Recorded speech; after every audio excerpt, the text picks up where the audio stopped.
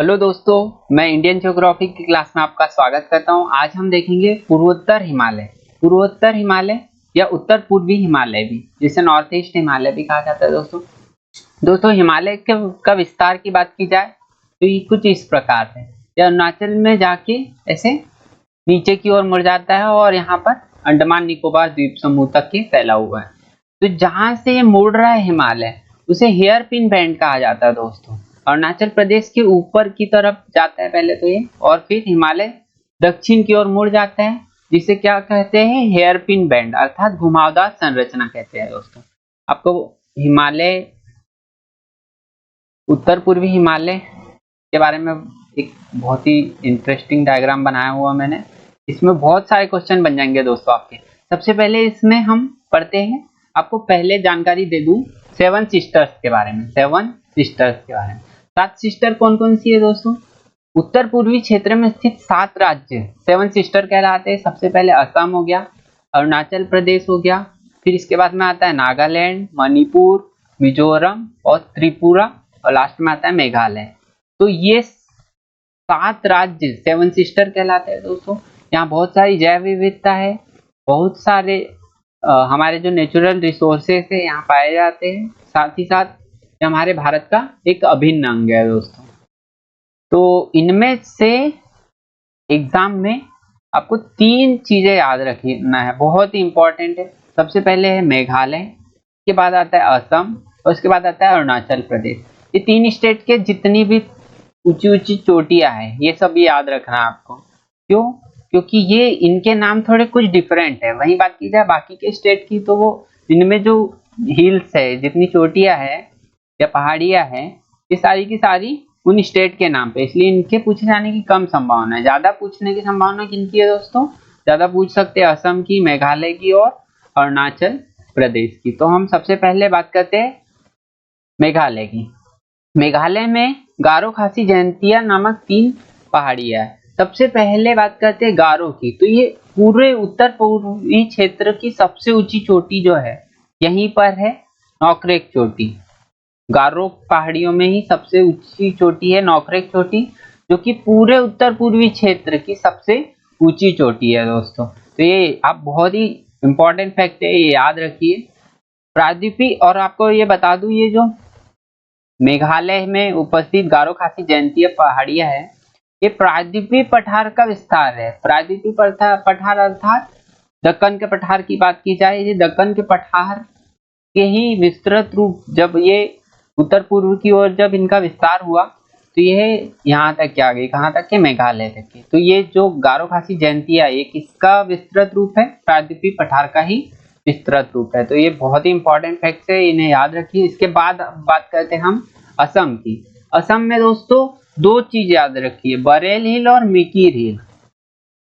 बरेल और मिकिर, ये दोनों पूछा जाए, बरेल हिल कहाँ पर है तो असम में, मिकिर हिल कहाँ है तो असम में, बस इससे ज्यादा रेलवे नहीं पूछता है। इसके बाद बात की जाए अरुणाचल प्रदेश की। अरुणाचल प्रदेश में 5 जो हिल्स हैं, इन्हें याद रखिए।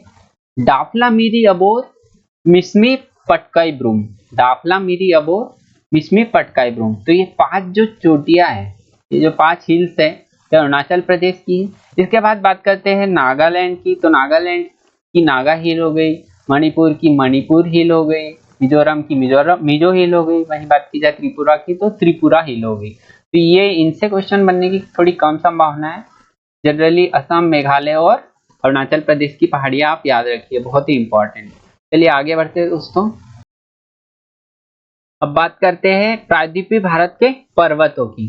तो दोस्तों प्रायद्वीपीय भारत के प्रमुख पर्वत, सबसे पहले ये पर्वतों की लोकेशन देख लीजिए दोस्तों, वो इंडियन मैप पे। सबसे पहले बात करते हैं अरावली रेंज, ये हो गया अरावली पर्वत श्रेणी। इसके बाद आता है विंध्याचल रेंज, ये विंध्याचल पर्वत श्रेणी। इसके बाद आता है सतपुड़ा, फिर ये अजंता हिल। इसके बाद आता है बालाघाट रेंज, जो कि महाराष्ट्र और कर्नाटक में है। फिर ये बात करते हैं वेस्टर्न घाट की, ये पश्चिमी घाट हो गया। और बात करते हैं पूर्वी घाट की, तो ये पूर्वी घाट हो गया। इसके बाद में दक्षिण भारत की प्रमुख चोटियों की तो नीलगिरी हो गई, अन्नामलाई हो गई। सबसे पहले नीलगिरी हो गई जो कि पूर्वी घाट और पश्चिमी घाट को जोड़ती है, इनका मिलन बिंदु भी कहा जाता है किसे, नीलगिरी को। फिर आती है इसके दक्षिण में अन्नामलाई, इसके बाद आता है इलायची, फिर नागरकोल। तो दोस्तों सबसे पहले बात करते हैं हम, रुकिए मैं मिटा देता है, ये हो गया। सबसे पहले बात करते हैं पूर्वी घाट की। तो पूर्वी घाट का विस्तार 1200 से 1400 किलोमीटर तक है दोस्तों। यहाँ से लेके यहाँ तक की जो लंबाई है लगभग 1200 से 1400 किलोमीटर है। सबसे ऊंची चोटी इसकी जिंगागाड़ा है जो कि आंध्र प्रदेश में है। इसकी ऊंचाई कितनी है दोस्तों, जिंगागाड़ा की ऊंचाई 1690 मीटर है। 1690 मीटर किसकी ऊंचाई है, जिंगागाड़ा की, जो कि है पूर्वी घाट की सबसे ऊंची चोटी। वही बात की जाए पश्चिमी घाट की, तो पश्चिमी घाट को सह्याद्री भी कहते हैं। और इसका फैलाव कहां से कहां तक है दोस्तों, तो तापी नदी कन्याकुमारी तक के फैला हुआ। ताप्ती से लेके कन्याकुमारी तक के कौन सा घाट फैला हुआ है, पश्चिमी घाट। दोस्तों केरल में अनाईमुड़ी पश्चिमी घाट की सबसे ऊंची चोटी भी है ये। इसे हम ऐसे भी कह सकते हैं पूरे दक्षिण भारत की सबसे ऊंची चोटी कौन सी है, अनाईमुड़ी, जिसकी ऊंचाई कितनी है 2695 मीटर। तो आप याद रखिए पूरे दक्षिण भारत की सबसे ऊंची चोटी कौन सी है, अनाईमुड़ी, 2695 मीटर। अब बात करते हैं, आप लोकेशन याद रखिएगा दोस्तों, जितने भी पर्वत श्रेणियां मैंने बताई है ये याद रखिए। सबसे पहले अरावली बता दिया मैंने, विंध्य बता दी, सतपुड़ा बता दी, अजंता बता दी, बालाघाट बता दी, इसके बाद नीलगिरी, अन्नामलाई, इलायची, नागरकोल। बात करते हैं अरावली पर्वत की। तो सबसे पहले जो है अरावली पर्वत का विस्तार कहां से कहां तक है, गुजरात से लेके दिल्ली तक के। गुजरात हो गया, फिर राजस्थान, हरियाणा और दिल्ली। दिल्ली में रायसीना पहाड़ी जो है दोस्तों याद रखिए, रायसीना पहाड़ी पर ही राष्ट्रपति भवन है, क्वेश्चन बन चुका है तो इसे याद रखिए आप। राजस्थान में एक प्लेस है माउंट आबू, जिसका सबसे ऊंचा शिखर है गुरु शिखर, जिसकी ऊंचाई है 1722 मीटर। तो राजस्थान के माउंट आबू में गुरु शिखर जो कि 1722 मीटर ऊंचा है, अरावली पर्वत का सबसे ऊंचा पॉइंट है। अरावली पर्वत जल विभाजक का काम करता है दोस्तों। अरावली पर्वत मान लीजिए ये अरावली पर्वत है, तो इसके पूर्वी भाग में वर्षा होती है, इसलिए यहाँ का इसका पूर्वी भाग अर्ध मरुस्थलीय है। वहीं बात की जाए पश्चिमी भाग की, तो यहाँ रेनफॉल बिल्कुल नहीं के बराबर होती, इसलिए ये जो पश्चिमी भाग है ये मरुस्थलीय भाग होता है दोस्तों। बात करते हैं विंध्याचल पर्वत की। तो भारत के मध्यवर्ती भाग में स्थित है, जल विभाजक का कार्य करता है किन किन के बीच में, उत्तर भारत में गंगा नदी वगैरह के बीच में, और इसके दक्षिण में स्थित है नर्मदा नदी। और गंगा नदी और नर्मदा नदी के बीच में कौन है, विंध्याचल पर्वत।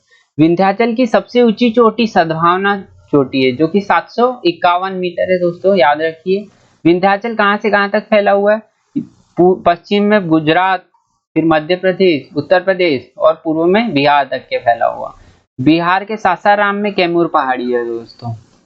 माही नदी का उद्गम कहां से होता है, तो ये होता है विंध्याचल पर्वत से, याद रखिए आप। इसके बाद आता है सतपुड़ा श्रेणी। सतपुड़ा श्रेणी का विस्तार कहां से कहां तक है दोस्तों, तो ये गुजरात, मध्य प्रदेश, छत्तीसगढ़ में फैली हुई है सतपुड़ा श्रेणी।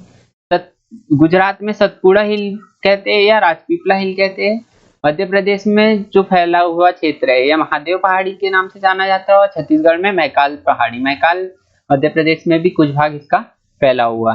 वही बात की जाए मध्य प्रदेश में महादेव पहाड़ी पर एक चोटी है धूपगढ़, जो कि मध्य प्रदेश के पचमढ़ी में है, और ये सबसे ऊंची चोटी है सतपुड़ा श्रेणी की। मध्य प्रदेश की भी सबसे ऊंची चोटी यही है, 1350 मीटर इसकी ऊंचाई है धूपगढ़। अमरकंटक 1048 मीटर से ही दो नदियां निकलती है दोस्तों, नर्मदा नदी और सोन नदी। वही बात की जाए अमरकंटक की, तो ये मैकाल पहाड़ी की सबसे ऊंची चोटी है जो कि छत्तीसगढ़ और मध्य प्रदेश में स्थित है।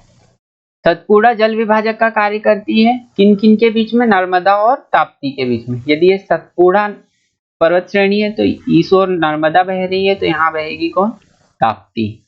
और दोनों की दर किस दिशा में बहती है, नर्मदा और ताप्ती पूर्व से लेके पश्चिम की ओर बहती है, पश्चिम में अरब सागर में जाके गिरती है दोस्तों ये दोनों नदियां। तो दोस्तों आज हम यहीं तक रखते हैं, कल हम घाट के बारे में पढ़ेंगे। Thank you very much.